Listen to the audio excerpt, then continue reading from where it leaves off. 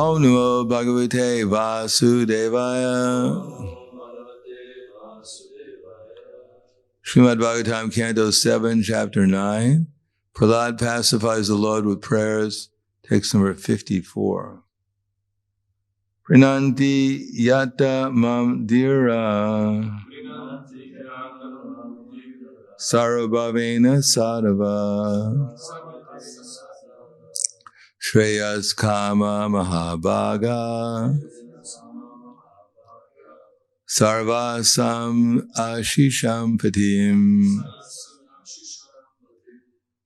prinanti yata mam dira sarvabhavena sadhava shriyas kama mahabhaga sarvesham ashisham padim.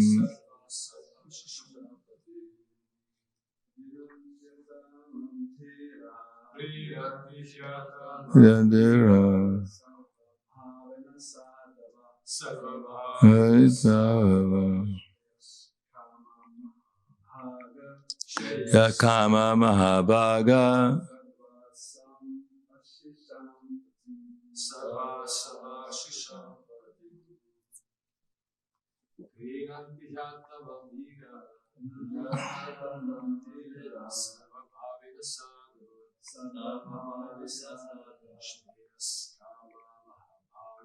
Shreyas kama mahabhaga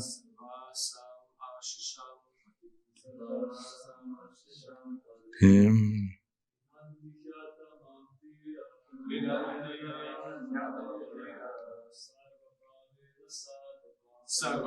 Havena Bhadava Shreyas kama mahabhaga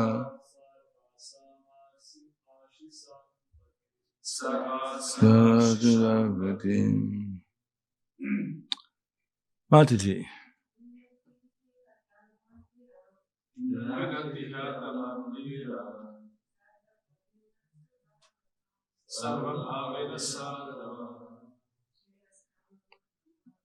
Yes.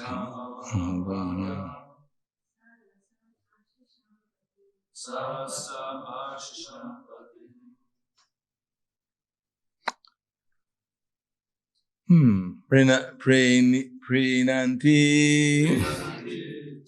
Try to please. He indeed. Ata, because of this. Mam, me. Dira, those who are sober and most intelligent. Sarva bhavena, in all respects, in different modes of devotional service. Sadhava, persons who are very well behaved, perfect in all respects. Shreyas kama, desiring the best benefit in life. Mahabhaga, oh you who are so fortunate. Sarvasam, of all. Ashisham, kinds of benedictions. Patim, the master. Me. Translation and purport by His Divine Grace, A.C. Bhaktivedanta Swami Srila Prabhupada. My dear Prahlad, you are very fortunate.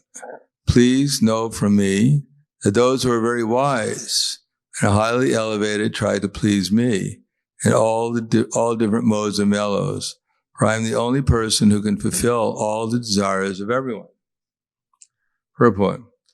The word Dira Sarva Bhavena do not mean in whichever way you like. Bhava is the preliminary condition of love of Godhead. Ata saktis tato bhavas, tata prema yudanshati, sadakanamayam premna, pradur bhave bhavat krama. The bhava stage is the final division before one reaches love of Godhead. The word sarva bhava means that one can love the Supreme Personality of Godhead in different transcendental modes and mellows. beginning with Dasya, Sakya, Vatsalya, and Madhurya. In the Santa stage, one is on the border of loving service to the Lord. Pure love of Godhead begins from Dasya and develops through Sakya, Vatsalya, and then Madhurya. Still, in any of these five mellows, one can render loving service to the Supreme Lord.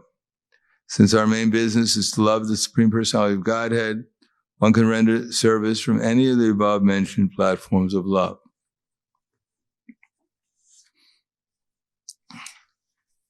Text 55. Narada Muni said, Prahlad Maharaj was the best person in the family of Asuras, who always aspire for material happiness.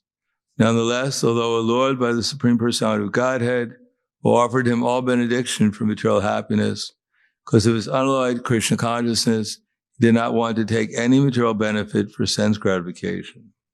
Purport. Pure devotees like Prahlad Maharaj and Dhruva Maharaj do not aspire for any material benefit at any stage of devotional service. When the Lord was present before Dhruva Maharaj, Dhruva did not want to take any material benefit from the Lord. Swamin kritartos min varam nat yache. As a pure devotee, he could not ask the Lord for any material benefit. In this regard, Sri Chaitanya Mahaprabhu instructed us, Nadanam nadanam sundarim kavitam ba jagarisha kamaye mama janmani janmani share bhavatad bhakti haitu gitvai. O my Lord, Jagadish, I do not pray for benedictions by which to achieve material wealth, popularity, or beauty. My only desire is to serve you. Kindly engage me in the service of the servant of your servant. That's in the Bhaktivedanta Purports of the 7th canto, 9th chapter of the Srimad Bhagavatam, titled Prahlad pacifies Lord Nrsingadev with prayers. Namo Vishnu Padaya Krishna Prasthaya Bhutale Srimate Bhaktivedanta Swami Namane Namaste Saraswatunde Ve Gauravani Pracharane Nirvishesha Srinivadi Paskadyade Satarane.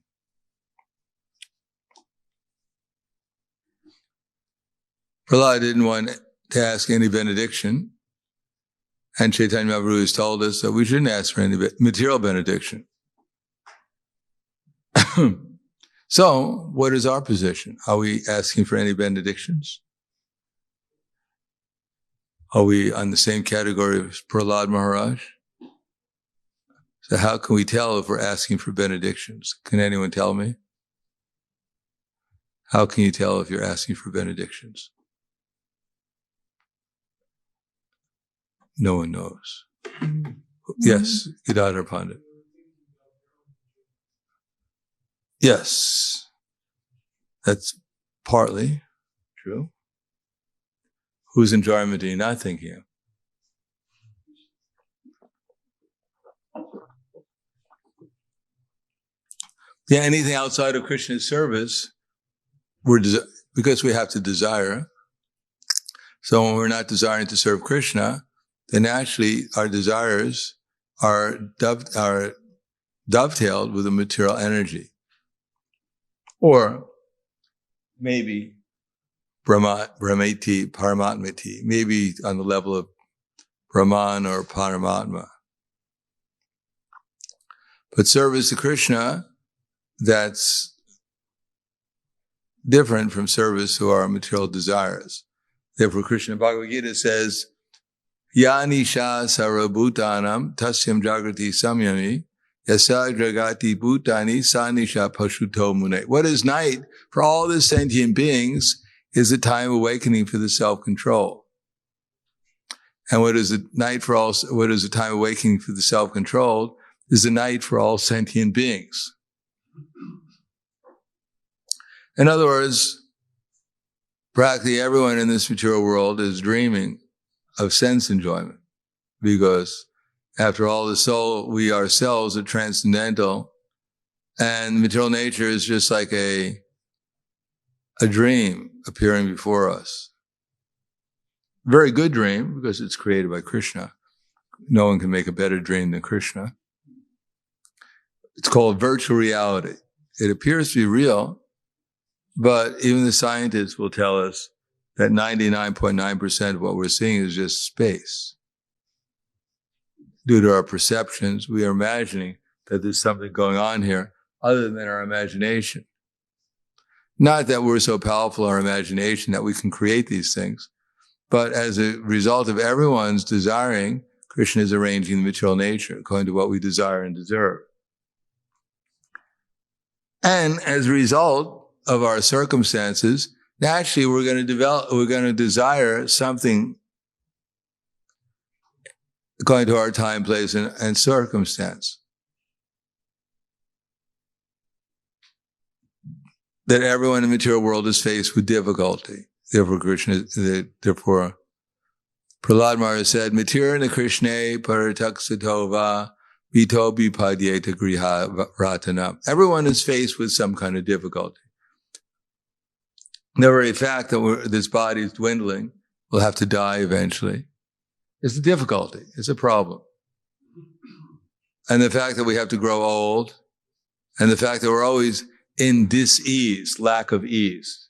Therefore, we see most of the devotees are taking shelter of the wall rather than Krishna.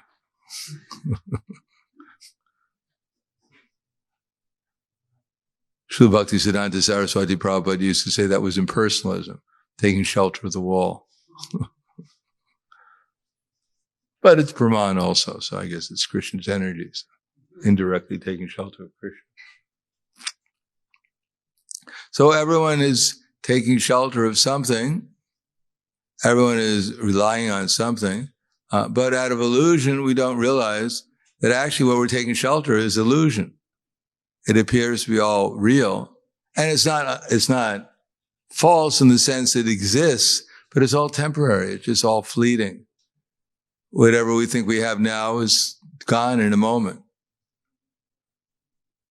Therefore, whether we lose our pen and we lament the whole day, where is my pen? You stole my pen. I think you stole my pen. Where is it? Give it back. You heard the story of King Riga, right? Or even if someone doesn't steal our pen, it's going to disappear. It's disappeared anyhow. And it's definitely going to disappear in the future. Completely. Actually, every moment, the material universe is appearing and disappearing. The example given is like when you're watching a movie, every slide is actually a separate slide. It just, because it goes so quickly, therefore we think it's continuous, but actually it's all separate. So the material world is just one snapshot after another, continuously going. And therefore we actually think it's actually real, but it's all just one temporary thing, flash after another. But we take it very seriously, and because we take it seriously, therefore, we're caught up in our desires in relation to it. But if we take it seriously in service to Krishna, then we become liberated. So we don't have to change what we're doing. We just have to stop desiring for our material benefit or the material benefit of others, or the material discomfort of others. That's another way of doing it. We have to stop desiring in terms of material energy and start desiring in terms of the spiritual energy, desiring for Krishna. So that requires some jnana, that everything here is Krishna's energy. Everything here is meant for Krishna's service, and ultimately Krishna is doing everything here. All we're doing is desiring. And if we desire to serve him, then he'll make all the arrangements so that our service to Krishna means that we'll be in a perfect position. And service in the material nature means struggle. Even when we come to the mode of goodness and we can understand how to work in the material nature, still it's going to be a struggle because we still have to die, we have to grow old, we have to become diseased, and then we have to take birth again. So even in the mode of goodness, it's a struggle. Only in pure devotional service can we be assured that what we're doing is for our eternal benefit. And because it's for our eternal benefit, therefore it's actually also for other people's benefit, for everyone's benefit. There's no other activity which gives permanent benefit except for pure devotional service. And it can bring one to the highest platform of rasa with Krishna. Therefore, devotional service is all auspicious. It's beneficial for everyone. It gives one all good qualities, derives even material sense gratification, and everyone can engage in it.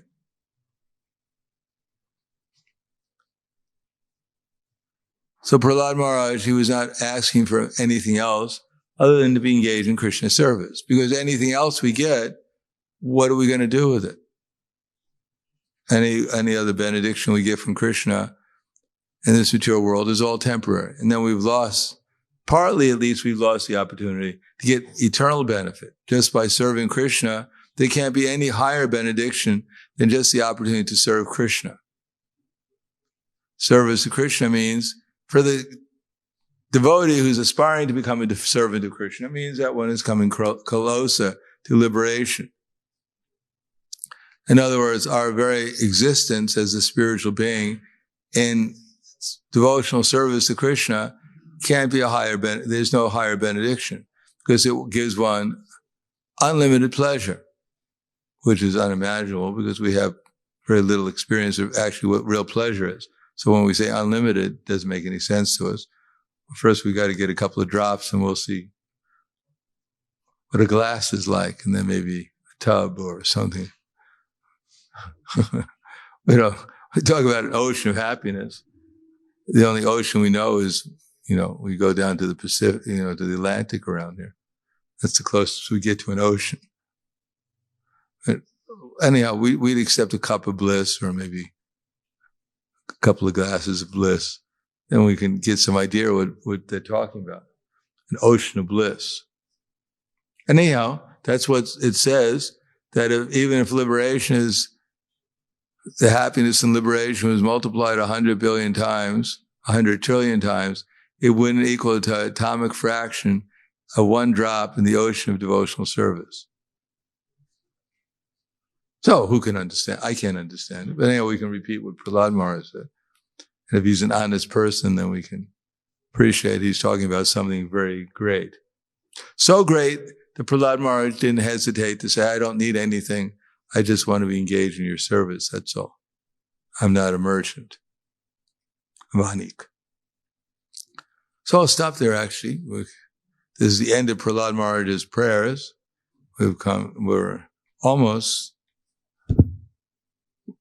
more than halfway through the Bhagavad, the 7th canto. And I think I started here with the Lord was equal to everyone. And now we're through. Hiranyakashipu's finished for another few years. Prahlad Maharaj has offered his prayers. And now we're going to go into Prahlad, glorification of Prahlad, then the Varnashram system, the perfect society, behavior of a perfect person, instructions for civilized human beings. So this is actually, practically speaking, the end of the pure devotees' pastimes, most of them. Because 8th canto, there's Bali Maharaj and different things, but now we get into the heavenly planets and how it's not a good idea to try to enjoy in the heavenly planets, how they have so many problems too. You even become a demigod, your life is going to be full of difficulty. 9th canto is, again, the dynasties, including Lord Ramachandra, so we get some insight in the pastimes of Lord Ramachandra. And finally we get up to the 10th canto, Krishna's pastimes. But this is, as far as specifically glorifying pure devotional service in Krishna consciousness, using one of the Mahajans as an example. Of course, the next canto, we have Bali Maharaj, who's also a Mahajan. Anyhow, this is a very interesting canto. But now we'll find out how to become a human being, what a human being is, and what the Varnashram system is meant, the rules, the duties of men, women, and all the different castes, brahmachari, grihasta, vanaprastha, how they help us come to the platform of eventually giving up material desires and coming to the platform where we can understand who Krishna actually is. in truth. So I'll stop there. Thank you. Any questions?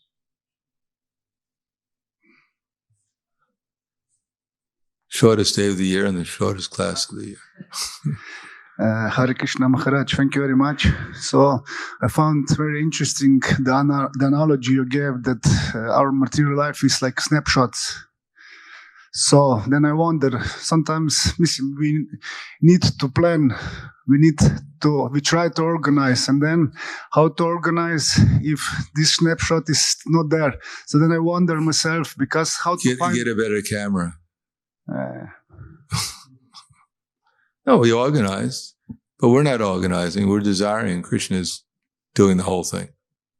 So we desire, if we can see Krishna gives us intelligence, what he wants us to do, and if we dovetail our intelligence with that, then Krishna will make the arrangements. It's not up to us. We're not doing anything. I can't say, let there be, a planet, and the planet appears. And even then, that was up to Krishna to do it. So, is understand, we need to observe our desires, and according to these desires, Krishna will arrange. Yeah, we have to make sure our desires are dovetailed in Krishna's service.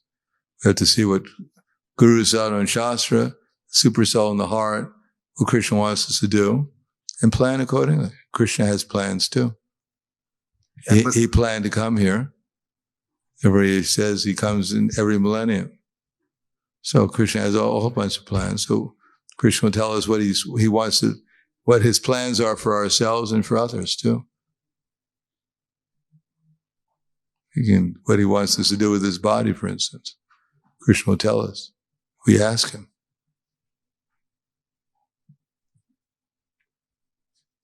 And then if we plan accordingly, then Krishna will manifest or not manifest. But if Krishna tells us what he wants us to do, it's probably it's very likely he's going to manifest it. Is that right? Yeah, because I found myself many times in this situation, I'm not sure either I should be active or passive, Well, if you don't know what to do or what not to do, don't do anything. Yeah. Until research through Guru, Sadhu, and Shastra, and when everything humbly research, praying, that Krishna gives us the intelligence to understand through Guru, Sadhu, and Shastra. And when Krishna reveals everything, he tells us exactly what he wants us to do. Everything becomes clear, then we can do it. We shouldn't just take the first thing that comes to my mind. We should be the blind following and absurd inquiries are condemned. One should not only hear submissively, but one should get a clear understanding through submission, service, and inquiry. Anything else? Thank you. Okay. Grantaraj Srimad Bhagavatam ki jai, Srila Prabhupada ki jai, Gaur Premanande.